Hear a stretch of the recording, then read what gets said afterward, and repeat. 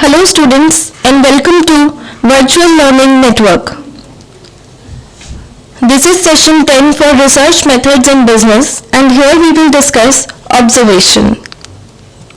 The topics to be covered are meaning of observation, general characteristics of observation method, process of observation, its types, its prerequisites, advantages, limitations and uses of observation in business research.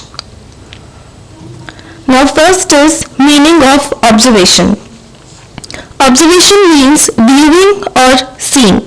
जब हम कोई भी चीज देख के उसके against results निकालते हैं, उसके लिए कुछ धारणा बनाते हैं, वो ऑब्जर्वेशन होती है. Observation may be defined as a systematic viewing of a specific phenomenon in its proper setting for the specific purpose of gathering data for a particular study. जब किसी भी एक पर्टिकुलर स्टडी के लिए हम डेटा गैदर करते हैं जिसके पीछे एक पर्पस होता है, एक एम होता है, और उसके लिए जब हम कोई भी एक पर्टिकुलर इवेंट, एक्शन या प्रोसेस को देख के उसके लिए एक ऑब्जर्वेशन या एक कंक्लूजन बनाते हैं, उसे ऑब्जर्वेशन कहते हैं. Then observation is classical method of scientific study. Now general characteristics of observation method. Observation as a method of data collection has certain characteristics. First is, it is both a physical and mental activity. The observing eye catches many things that are present, but attention is focused on data that are pertinent to the given study. So, observation method जो है वो physical और mental activity होती है, यानी कि हमें physically भी प्रेजेंट होना होता है ऑब्जर्वेशन के लिए, और साथ में हमारी मेंटल एक्टिविटी भी इन्वॉल्व होती है. हम मेंटली भी प्रेजेंट होना जरूरी है ताकि हम डेटा पर ढंग से फोकस कर सकें. Then observation is selective. A researcher does not observe anything and everything, but selects the range of things to be observed on the basis of the nature, scope and objectives of his study. तो observation जो है वो selective होती है.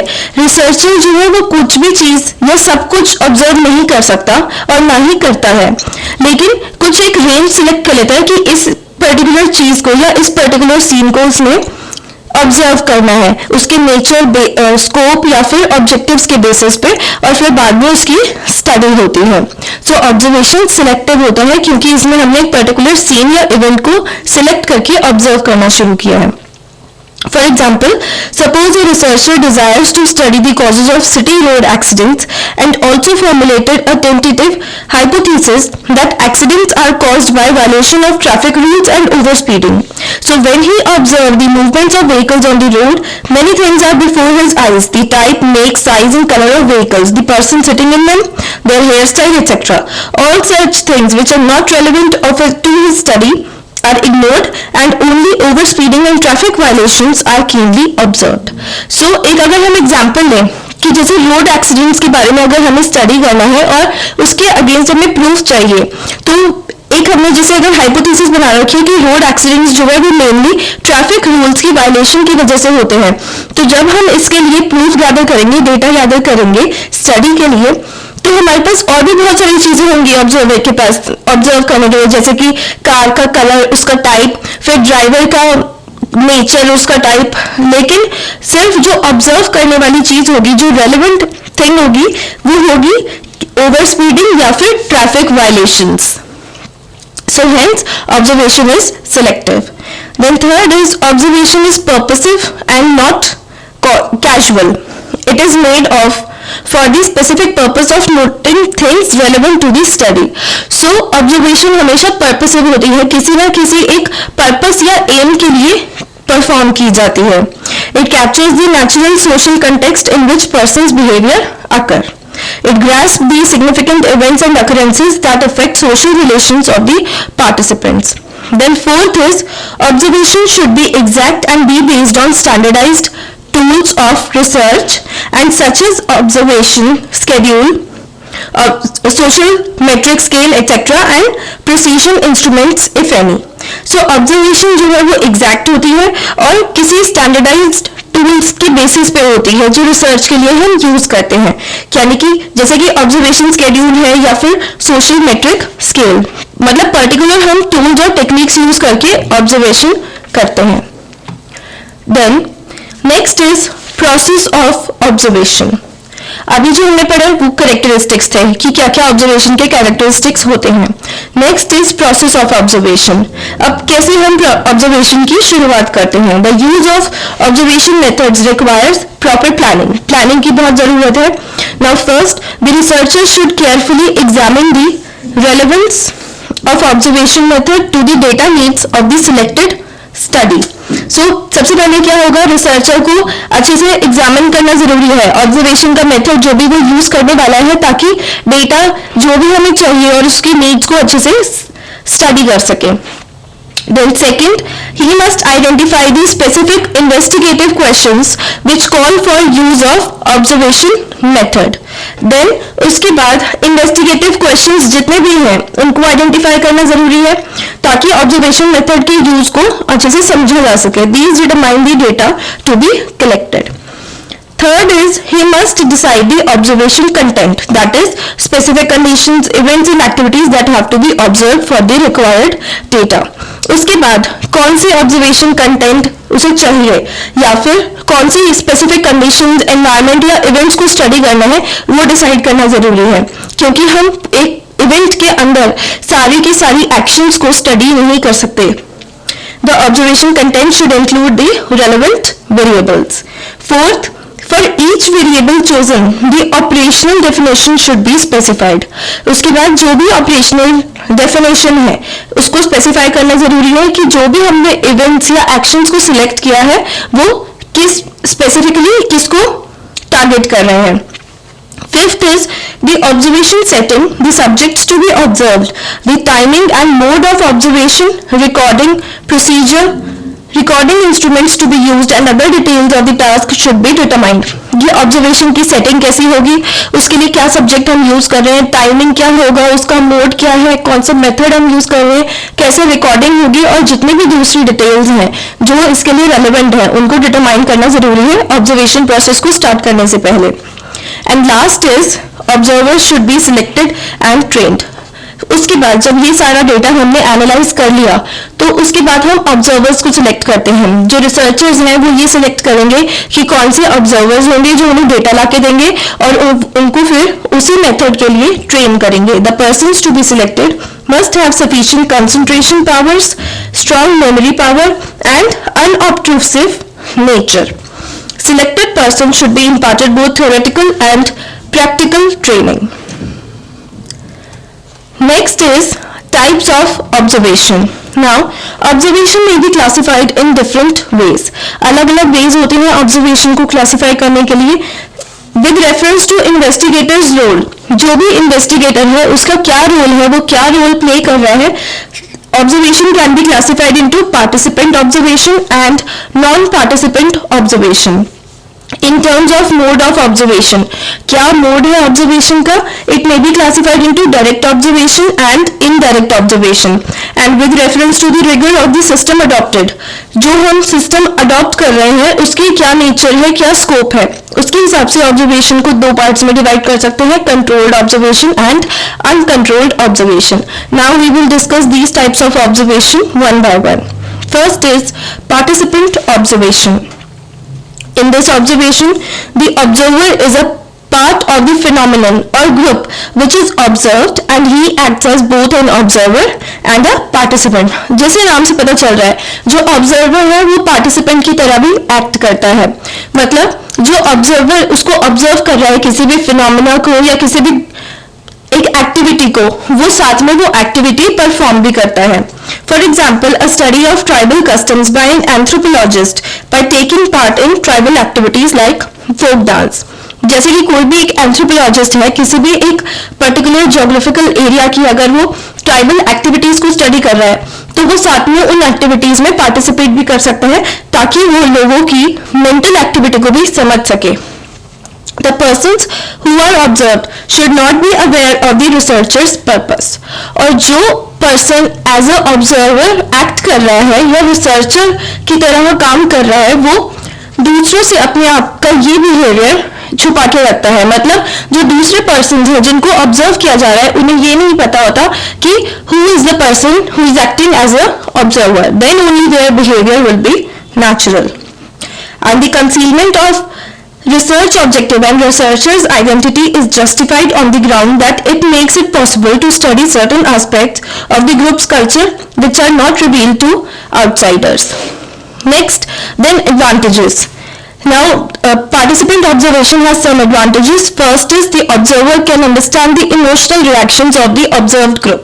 क्योंकि observer participant की तरह भी बिहेव कर रहा है तो वो इमोशनल रिएक्शंस या उनकी मेंटल एक्टिविटी को भी ठीक से समझ सकता है. And second is the observer will be able to record context which gives meanings to the observed behavior and heard statement. So observer जो है उसके पास एक प्रूफ होगा जो कि काफी हद तक सही हो सकता है.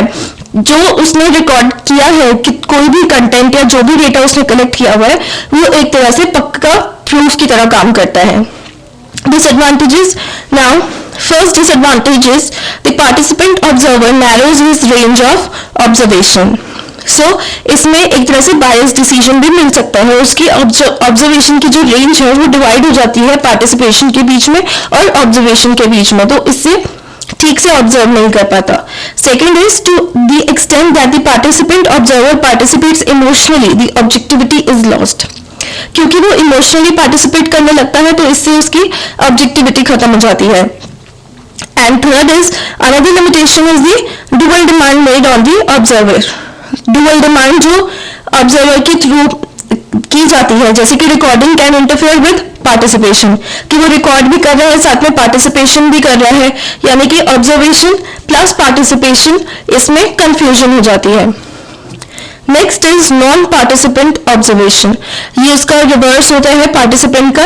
इसमें ऑब्जर्वर जो है वो अलग से खड़ा होता है और पार्टिसिपेंट नहीं करता इवेंट में. The observer stands apart and does not participate in the phenomenon observed, and there is no emotional involvement on the part of the observer, and this method calls for skill in recording observation in an unnoticed manner. So इसमें एक और skill की जरूरत होती है कि कैसे वो एक तरह से दूसरों से छुपा के ऑब्जर्वेशन को रिकॉर्ड कर सकते हैं. Next is direct observation, and this is based on the mode of observation. This means observation of an event personally by the observer when it takes place. जब observation अकर हो रही है, जब कोई भी इवेंट उस टाइम पे अकर हो रहा है, उस टाइम पे जब हम ऑब्जर्वेशन कंडक्ट करते हैं उसको डायरेक्ट ऑब्जर्वेशन कहते हैं. This method is flexible and allows the observer to see and record subtle aspects of events and behaviour as they occur. And a limitation of this process is that the observer's perception circuit may not be able to cover all relevant events when the latter move quickly, resulting in the incompleteness of the observation. So इसमें क्या होता है कि जो observer की perception circuit है वो सारी चीजें कवर नहीं कर पाती जब ये जो इवेंट्स हैं जब क्विकली एक के बाद एक हो रहे हो, तो इससे क्या होता है कि ऑब्जर्वेशन इनकम्प्लीट रहती है. Next is indirect observation. This does not involve the physical presence of the observer. इसमें physically present नहीं होता observer, and the recording is done by mechanical, photographic or electronic devices. And this method is less flexible than direct observation, but it is less biasing and less erratic in recording accuracy. Next is controlled observation. This involves standardization of observation techniques and exercises of maximum control over extrinsic and intrinsic variables by adopting experimental design and systematically recording observations. So इसमें क्या होता है कि एक तरह से जितने भी हम वेरिएबल्स ले रहे हैं, एक्सट्रिंसिक हो या इंटरनल हो, उन सब पे कंट्रोल होता है. जो भी टूल्स, टेक्निक्स या मेथड्स यूज कर रहे हैं वो कंट्रोल्ड वे में यूज की जाती हैं. And controlled observation is carried out either in the laboratory और इन द फील्ड. जैसे केमिस्ट्री लैब में कोई भी एक्सपेरिमेंटेशन हो रही है तो वो कंट्रोल्ड फॉर्म में होती है, तो इससे उस पर उसमें ज़्यादा डेंजर नहीं होता किसी की लाइफ का या कुछ भी hazardous activity का. So it is typified by clear and explicit decisions on what, how and when to observe. And inversely, uncontrolled observation does not involve control over extrinsic and intrinsic variables. It is primarily used for descriptive research and participant observation is a typical uncontrolled one. जैसे कि हमने participant पढ़ी थी वो uncontrolled होती है. So these were the type of observations. Now next is prerequisites of observation. The prerequisites of observation consist of, first is observation must be done under conditions which will permit accurate results. So जो conditions हम देते हैं किसी भी observation के लिए वो accurate results permit करे ऐसी conditions के अंदर होनी चाहिए. तो सबसे पहला prerequisite ये है. Next is observation must cover a sufficient number of representative samples of the cases. जितने भी samples होंगे, जितने भी हमारे पास cases हैं, उनके sufficient samples होने चाहिए ताकि हम अच्छे से उसका result निकाल सकें. Then recording should be done accurately and completely. The accuracy and completeness of recorded results must be checked. एक बार जो हमने रिकॉर्ड किए हैं रिजल्ट्स को उनकी accuracy और completeness को भी चेक करना जरूरी है. Then next is advantages of observation. Now first advantage is its directness. It makes it possible to study behavior as it occurs. क्योंकि हम observation उसी टाइम पे करते हैं जब वो event occur हो रहा है तो वो एक तरह से direct होती है तो इसलिए हमें result भी सही मिलते हैं. Second is data collected by observation may describe the observed phenomena as they occur in their natural settings. So जो भी हमने data collect किया है observation से वो ऑब्जर्व्ड फिनोमेना को ही डिस्क्राइब करता है क्योंकि हमने नेचुरल सेटिंग्स में किया है कुछ भी चीज बनावटी नहीं होती तो इसलिए रिजल्ट्स जो है वो एक्यूरेट होते हैं. अदर मेथड्स इंट्रोड्यूस एलिमेंट्स और artificiality into the researched situation. For instance in interview the respondent may not behave in a natural way. ऐसे इंटरव्यू के टाइम पे होते हैं रिस्पोंडेंट्स कभी भी नेचुरल वे में बिहेव नहीं करते लेकिन जब हम ऑब्जर्व करते हैं कोई भी फिनोमेना तो उस टाइम पे नेचुरल सेटिंग्स में होता है सब कुछ तो इसलिए सारी बिहेवियर जो है वो भी नेचुरल होता है. Third is observation is more suitable for studying subjects who are unable to articulate meaningfully. For example, studies of children, tribal animals, birds. So animal, birds, children की study के लिए observation काफी suitable रहता है. Then it improves the opportunities for analyzing the contextual background of behavior. Behaviour को analyse करने के लिए अच्छी अपॉर्चुनिटी है. Then it is less demanding and it is easier to conduct disguised observation studies than disguised questioning. Questioning से अच्छा है कि ऑब्जर्वेशन की जाए क्योंकि क्वेश्चनिंग में कई बार ऐसा होता है कि हमें ठीक रिजल्ट्स नहीं मिलते लेकिन ऑब्जर्वेशन में हमेशा ठीक रिजल्ट्स मिलते हैं. But it has some limitations. So first limitation is observation is of no use studying past events or activities. One has to depend upon documents or narrations people for studying such things. कोई भी past event या activity को study करने के लिए observation use नहीं की जा सकती. Observation हमेशा present में चलती है. Observation is not suitable for studying attitudes. However, an observation is of related behavior affords a good clue to the attitudes. Attitude को study करने के लिए observation नहीं होती लेकिन हाँ behavior को हम study कर सकते हैं observation से. Observation poses difficulties in obtaining a representative sample. Sample को ऑब्टेन करने के लिए कि हम कौन से सैंपल को स्टडी करें उसमें थोड़ी प्रॉब्लम आती है सिलेक्ट करने में. Then observation can not be used as and when the researcher finds a convenient use of it. तो जब रिसर्चर चाहे उसे यूज करना तब यूज नहीं कर सकता उसके लिए प्रॉपर सेटिंग की जरूरत पड़ती है. And the major limitation of this is that the observer normally must be at the scene of the event when it takes place. So observer को scene पे present होना जरूरी है तभी वो ठीक से उसे observe कर सकता है. Then next is use of observation in business research. अब business research में observation कहाँ use हो सकती है. तो first is the behavior of human beings in purchasing goods and services. जब ह्यूमन बींग्स गुड्स और सर्विसेज को परचेज कर रहे हैं तो उनका बिहेवियर कैसा होता है उसको स्टडी करने के लिए ऑब्जर्वेशन की जा सकती है. दूसरे लिविंग क्रीचर्स जो होते हैं जैसे बर्ड्स, एनिमल्स, जैसे कि हम डिस्कवरी चैनल पे या नेशनल ज्योग्राफिक चैनल पे देखते हैं, जो ऑब्जर्वेशन के थ्रू ही वो बर्ड्स और एनिमल्स को स्टडी करते हैं, उनका बिहेवियर क्या है, क्या वो अपनी एक्टिविटीज शो कर रहे हैं, तो वो ऑब्जर्वेशन के थ्रू कर सकते हैं. Then physical characteristics of inanimate things like stores, factories, residences, etc. Then flow of traffic and parking problems and movement of material and products through a plant. All these are the uses of observation. Now here are some questions for you. First is what do you mean by observation, and second is differentiate between direct and indirect observation. That's all for this session. Thank you and have a nice day.